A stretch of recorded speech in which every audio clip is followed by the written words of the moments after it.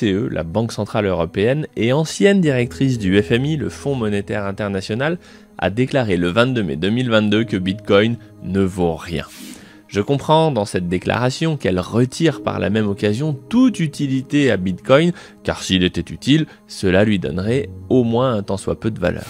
Cette assertion est immédiatement suivie par une injonction à toutes les autorités qui l'écoutent de réguler Bitcoin pour protéger les pauvres inconscients qui l'utilisent dans le seul objectif de gagner de l'argent facilement.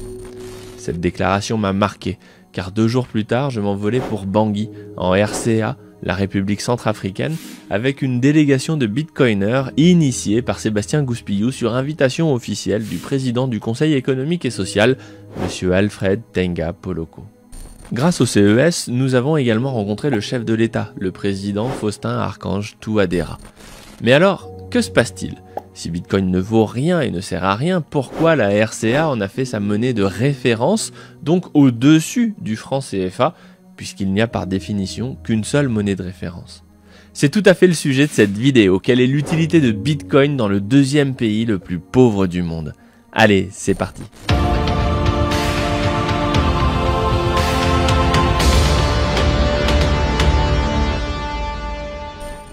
Pour nous, tout commence avec la décision de la RCA d'adopter Bitcoin comme monnaie de référence et ce communiqué du chef de l'État, Faustin Archange Touadéra, le 26 avril 2022. Une fois sur place, nous avons eu la chance de rencontrer les membres du Conseil économique et social, des ministres et autres personnalités de la vie politique, économique et sociale de la RCA. En toute transparence, nous avons intégralement payé ce voyage à nos frais et avec les membres de la délégation, il a été décidé que nous ne devions pas offrir de cadeaux pour que personne ne puisse être suspecté de quoi que ce soit dans un sens ou dans l'autre. Donc Lionel, je suis désolé, mais les exemplaires que tu m'avais donnés de la monnaie à pétales sont revenus dans ma valise. Nous avons payé pour nos chambres, nos repas et tout le reste. D'ailleurs, nous avons séjourné dans le bel hôtel 5 étoiles nommé Ledger Palace, s'il vous plaît, que nous avons bien apprécié. Mais avouez qu'avec un nom pareil, nous pouvions difficilement aller ailleurs. Blague à part, la situation sécuritaire de Bangui est compliquée et c'est au Ledger que nous étions le plus en sécurité selon nos sources. Alors, en quoi Bitcoin peut servir les intérêts de ce pays? La RCA n'a évidemment aucun pouvoir sur le taux de change avec le Bitcoin. Certains avancent donc que le problème serait le même. Eh bien oui et non, c'est là que l'on peut très bien penser à une économie avec 2 monnaies. Une monnaie locale pour les achats au quotidien qui aurait un taux de change face aux autres monnaies et une monnaie étalon, le Bitcoin qui pourrait servir d'épargne de long terme. Le pays retrouverait donc des leviers monétaires sur son économie, mais la population disposerait également d'une véritable réserve de valeur. Selon le principe de Gresham, on pourrait avoir une monnaie dans les rues qui subit de l'inflation et dont les gens veulent se débarrasser rapidement, mais qui permettrait l'accès aux productions locales. Et de l'autre, le Bitcoin qui serait précieusement mis de côté. C'est un peu la même chose que la cohabitation de l'or avec les monnaies actuelles, mais en plus moderne et en plus efficace. Enfin, si la RCA retrouvait toute latitude pour gérer ses excédents commerciaux, peut-être qu'elle en ferait un bon ou mauvais usage, je ne sais pas, mais au moins, ce pays serait responsable de son destin. Cela me semble être un droit minimum auquel tout pays souverain a droit. Pourtant, au-delà des discussions avec les ministres, conseillers et grands acteurs de la vie politique, économique et sociale, je sais que Bangui est une capitale où il y a de la pauvreté. Et je voulais savoir comment Bitcoin pouvait aider les gens non pas dans 5 ans ou dans 10 ans, mais dès aujourd'hui. Nous sommes donc partis avec David Oren, un membre de la délégation qui connaît très bien le Cameroun, pour découvrir la ville. Quelques précisions sur cette sortie.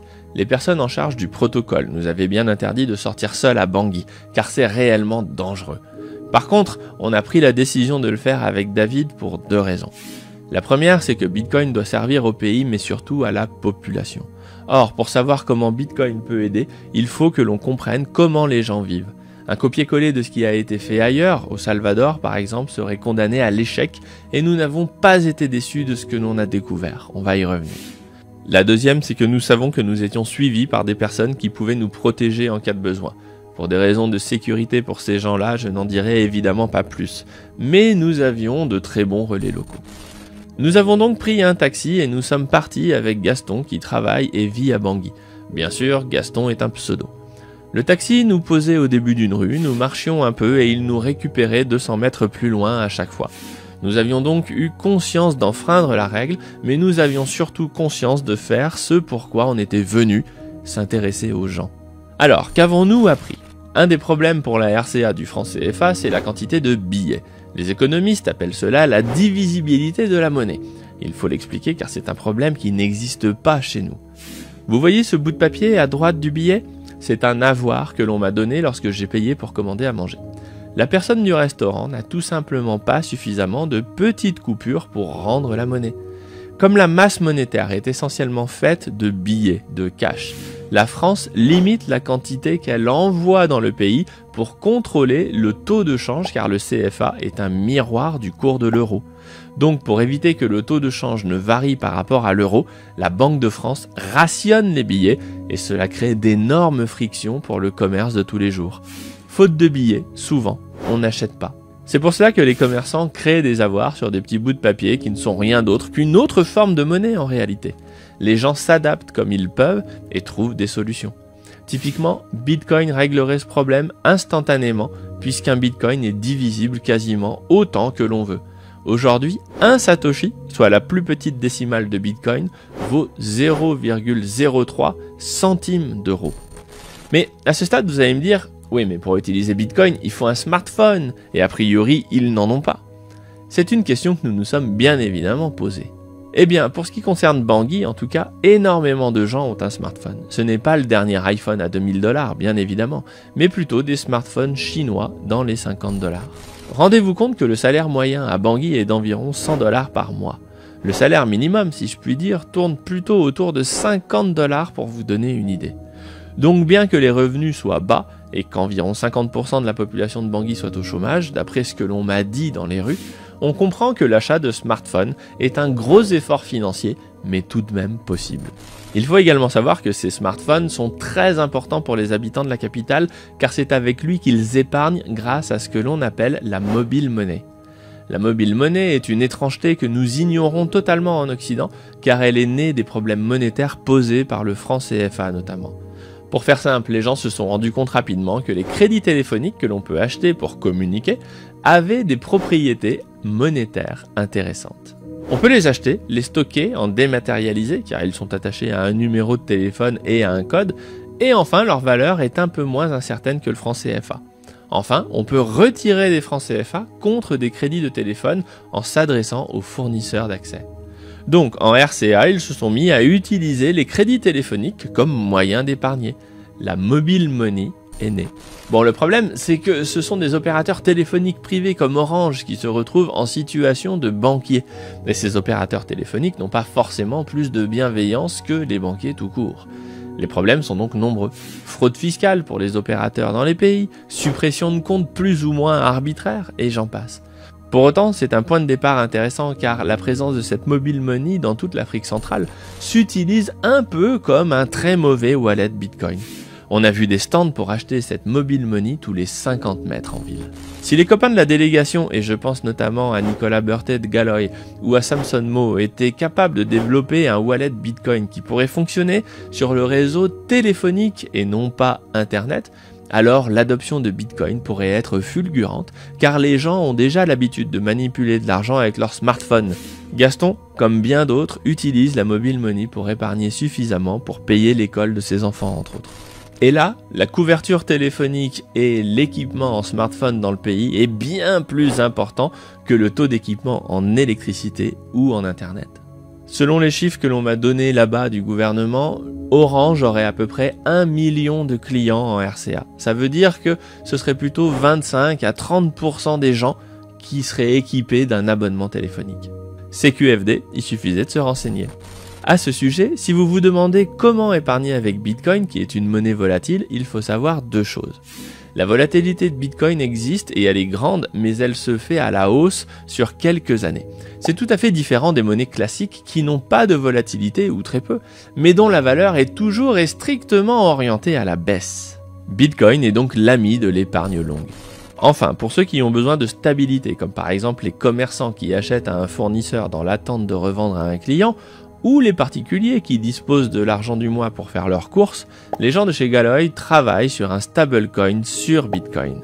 Et oui, durant ce voyage, il a été question avec Nicolas Berthet et Nour El Bawab, les représentants de Galoy Money, de développer un wallet Bitcoin pour la RCA qui permettrait d'avoir un stablecoin en Bitcoin basé sur le CFA, voire le dollar. La volatilité est donc un problème qui peut être résolu de différentes manières en fonction du problème auquel on veut répondre. Voilà le principe. Des programmes que l'on appelle des oracles surveillent le cours du Bitcoin par rapport à un certain nombre de monnaies fiat. Ou de tout ce que vous voulez d'ailleurs. Avec ces informations, la société Galoy peut construire un portefeuille connecté au réseau Bitcoin qui vous offre des jetons, en quelque sorte des stablesats si on peut dire, dont la valeur est fixée sur le dollar, le franc CFA ou le prix de la pomme de terre, peu importe. Si vous voulez creuser et comprendre en détail comment ça fonctionne, je vous invite à aller voir cette vidéo avec Nicolas Berthet. Il explique parfaitement les rouages de la machine. Dans le cas de la RCA, il serait donc tout à fait possible d'avoir un stablecoin circulant sur le réseau Bitcoin, indexé à la valeur du franc CFA. Mais là où ça serait particulièrement intéressant, c'est que ce stablecoin reposerait indirectement sur l'euro et non pas le franc CFA. Pourquoi faire cette manipulation et chanter le CFA ? Premièrement, car c'est plus simple. Bitcoin est coté en euros et non en CFA. Et il y a besoin de cette cotation avec le Bitcoin pour faire fonctionner l'ensemble. Deuxièmement, en cas de dévaluation ou de chute du CFA, ce stablecoin, lui, conservera sa valeur puisqu'il sera indexé à l'euro. C'est donc une véritable protection supplémentaire par rapport au CFA sans subir les affres de la gestion du CFA. La grande différence avec Bitcoin est que personne ne serait capable de supprimer leur compte ou de spolier leur épargne à la population. Enfin, il faut quand même que l'on parle du problème du cash, car même si beaucoup de personnes utilisent le mobile money, entre la main du client et la main du commerçant, l'échange se fait avec des billets. Sur ces images, nous sommes sur le marché de Simonja et la vente se fait sur une couverture à même le sol. Vous vous doutez donc bien qu'il n'y a pas de terminaux de paiement. La détention de cash représente donc un énorme risque pour les commerçants qui disposent de la trésorerie de la journée dans leur poche. Là aussi, Bitcoin règle le problème avec Lightning Network. Comme nous en avons fait la démonstration et l'initiation à des représentants des commerçants de Bangui, une transaction sur Bitcoin sur un wallet Lightning Network prend littéralement 2 secondes.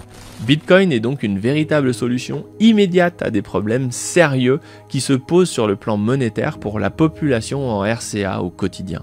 Et je ne vous dis pas tout. Comme il y a une importante diaspora dans ce pays, Bitcoin permet également d'envoyer de l'argent depuis l'étranger sans frais aux populations sur place, alors que des sociétés comme Western Union prennent environ 15% à 20% de frais sur ces transactions. Ce qui m'a marqué là-bas, et je pense que c'est le sens de l'échange que nous avons eu avec le chef de l'État qui a duré environ 45 minutes, c'est que les bitcoiners sont libres d'initier des projets et de proposer des actions concrètes, car le président a choisi Bitcoin comme monnaie de référence pour incarner un élan de liberté sur le pays.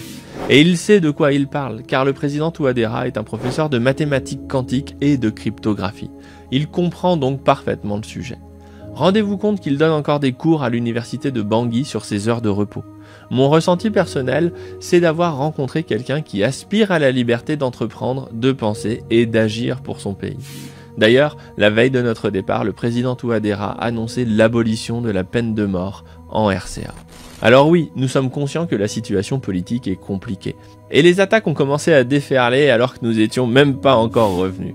Les moins intelligents d'entre eux ont pris le risque de la diffamation, nette, franche et sans appel, en nous accusant d'être des idiots utiles, complices des crimes de guerre de Poutine, car nous l'aiderions à financer le régime russe. Rien que ça. C'est amusant car cette personne explique que les 4 start-upers dont je fais partie sont allés en RCA alors qu'elle ferait bien de rester en France. Je lui ferai simplement remarquer que la France rejette ardemment l'innovation autour de Bitcoin et que c'est pour cette raison que 3 entreprises représentées par Sébastien, Nicolas, Jean-Christophe et moi sont déjà partis s'installer à l'étranger ou sont en passe de l'être. Et pour d'autres, plus soucieux de ne pas se mouiller, ils se contentent de relayer leurs attaques en citant des sources anonymes pour n'endosser aucune responsabilité juridique. C'est un peu plus faux cul, mais néanmoins, c'est quand même plus précautionneux. Cet article au vitriol dans le journal Le Monde nous accuse tranquillement de vouloir mettre en place un circuit de distribution de pots de vin et de blanchiment d'argent pour le compte du RCA au profit de la Russie. À l'aise. Bon, nous noterons que j'ai cherché à joindre ces gens directement pour apporter la contradiction et que nous puissions tout simplement répondre à leurs accusations graves. Mais le courage du journaliste parisien étant ce qu'il est, à ce jour, nous n'avons eu aucune réponse. Pour ma part, je garde en tête que le lendemain de notre sortie nocturne, nous avons été avertis qu'il y avait eu 20 morts à la périphérie de Bangui. Alors on fait quoi? On parle et on ne fait rien pour être à l'abri de tout soupçon? Ou on tente quelque chose, chacun à notre échelle, pour apporter une petite contribution? Quant aux accusations de corruption, sachez bien que Bitcoin n'est pas facilement corruptible. Toutes les institutions sérieuses comme le Trésor américain ou les rapports sur le crime et le blanchiment d'argent montrent que faire du trafic sur Bitcoin est une très mauvaise idée, car tout est beaucoup plus facilement traçable sur Bitcoin puisque c'est un réseau ouvert. Le rapport sur le crime de Chain Analysis montre un taux d'activité criminelle en baisse sur le long terme sur toutes les cryptos de 0,15% contre environ 5% pour le dollar en cash qui est quasiment intraçable. Mais les gens sérieux qui ont fait leur devoir savent tout cela et ne tombent pas dans ces accusations fallacieuses qui ne font que souligner une ignorance crasse. Bien sûr, la course-poursuite entre le gendarme et le voleur est éternelle et ne prendra pas fin avec Bitcoin bien évidemment. Mais si les gangsters veulent blanchir de l'argent avec Bitcoin, il va falloir qu'ils se professionnalisent très sérieusement car la moindre petite erreur sera fatale à tout le réseau. Car sur la blockchain, lorsque vous tenez un fil, vous devenez capable de dévider toute la plotte. Enfin, on nous accuse d'être plus ou moins des ignares à tendance inutile car seuls 15% de la population en RCA a accès à l'électricité. Comme si nous ne le savions pas. Sébastien Gouspillou et moi avons des sociétés qui opèrent dans le mining de Bitcoin. David Oren, membre de la délégation, travaille dans la brousse au Cameroun en installant des stations solaires. Sur Grand Angle Crypto, nous avons fait plusieurs interviews et vidéos qui expliquent et démontrent en quoi le mining est une industrie qui soutient le développement des réseaux électriques au profit de l'environnement et des populations. Mais tout cela, nos critiques parisiennes à la petite semaine ne le savent pas, puisqu'ils n'ont pas pris le temps de bosser le sujet et qu'ils se contentent d'a priori factuellement faux. Alors messieurs les médias, si vous voulez savoir pourquoi nous sommes partis là-bas, ce que nous avons proposé et ce que nous pouvons faire, eh bien invitez-nous pour que nous vous expliquions nos métiers. Pas de politique, juste des faits. Voici mon email. Il y aura toujours un membre de la délégation pour vous répondre de façon constructive, en plateau ou à distance, pour tout type de médias. Nous vous demandons simplement de nous écouter avant de nous tirer dessus et de nous faire passer pour des suppôts de Satan à la solde de Poutine.